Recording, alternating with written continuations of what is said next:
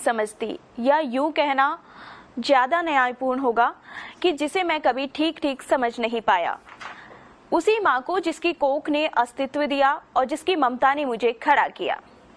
ये कविता है देश के सुप्रसिद्ध कथाकार और कवि अर्पण कुमार की, जिन्हें कई हिंदी साहित्य में कई अवार्ड मिल चुके हैं और जो आज हमारे साथ स्टूडियो में मौजूद हैं हमसे बातचीत करने के लिए। जी, आपका बहुत बहुत स्वागत है। धन्यवाद पूजा जी। जी, मेरा आपसे सवाल है कि आपकी जो कई कृतियाँ छप चुकी हैं, जिसमें मैं सड़क हूँ और नदी के पार नदी, दोनों के लिए आपको पुरस्कार मिला है।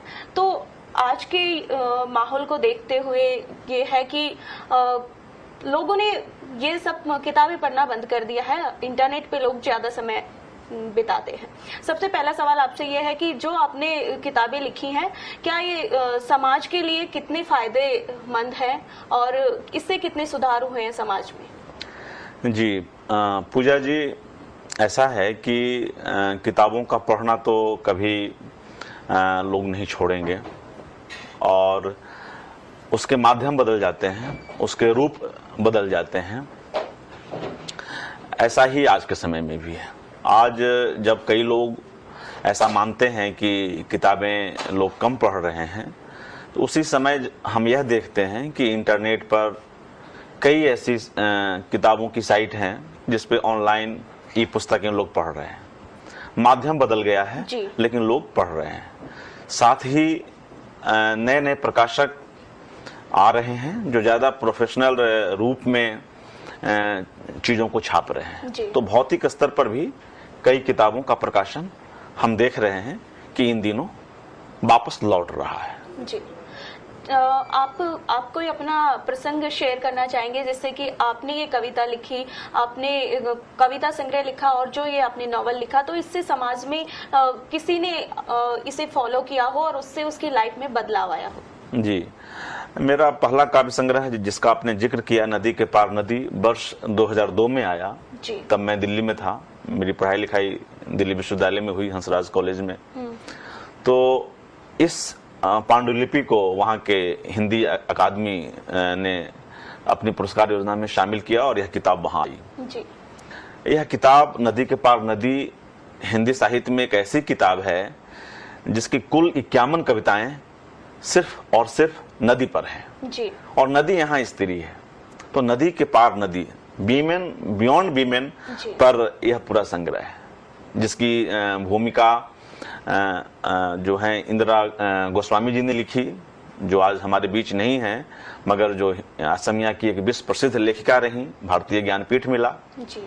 और कई लोगों ने, आलोचकों ने, पाठकों ने इसे खूब सराहा, क्योंकि मनुष्य की जो मूल प्रवृत्ति है प्रेम, उसको लेकर यहाँ कुछ नए तरीके से बातें उठाई गई। स्त्री पुरुष संबंध में हम जो एक प्यार को जो एक इतनी कोमल भावना है, उसे कैसे एक बिल्कुल विशुद्ध प्रजातांत्रिक रूप से और स्त्री पुरुष के बदलते संबंधों को देखते हुए एक कविताएं रची गई।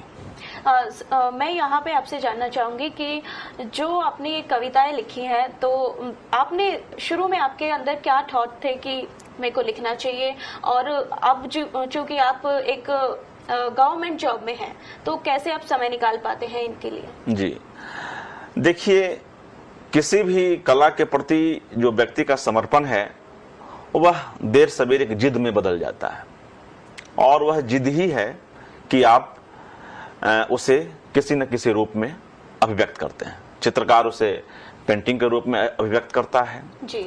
लेखक शब्दों से करता है, जो फिल्म मेकर हैं या जो और दूसरे माध्यमों में हैं वो अलग अलग तरीकों से करते हैं। तो एक तो यह वजह है, और अगर आपके पास जिद है जी। तो समय आप निकाल लेते हैं।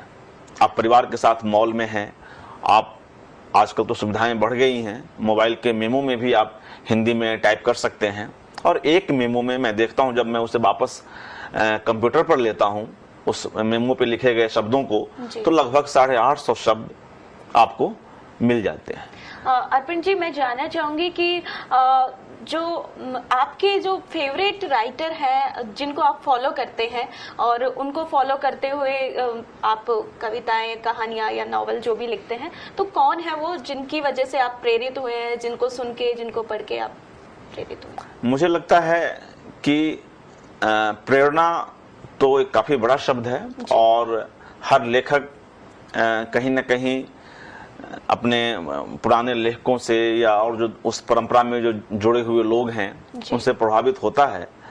लेकिन इसके साथ ही जो व्यक्ति का जो अपना मिजाज है, या जैसे मैं पटना से हूँ, दिल्ली आया, अहमदाबाद रहा, आजकल जयपुर हूँ, तो इतने जो बदलाव देखते हैं आप, गांव के स्कूल में पढ़ा, पटना कॉलेज में पढ़ा, दिल्ली विश्वविद्यालय में पढ़ा, तो जो इतने बदलाव हैं आपके पास, कई बार स्थितियां आपके अनुकूल नहीं रहती हैं, आपको मनचाहा नहीं मिलता है, तो फिर आप सोचते हैं जो उन प्रतिकूलताओं को कैसे अनुकूलता में बदला जाए, और जो संघर्ष है वह संघर्ष आपको काफी प्रेरणा देता है।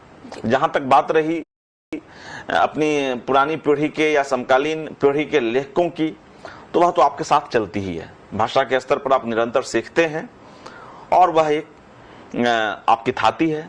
यह सीखना जिंदगी भर जारी रहता है। आपने जो ये कविता संग्रह लिखा है नदी के पार नदी, इसकी जो थीम है कि आपने स्त्री को जिस ढंग से प्रेजेंट किया है वो काफी रोचक है। आपको कोई इसमें से कविता याद हो जो आप दर्शकों से साझा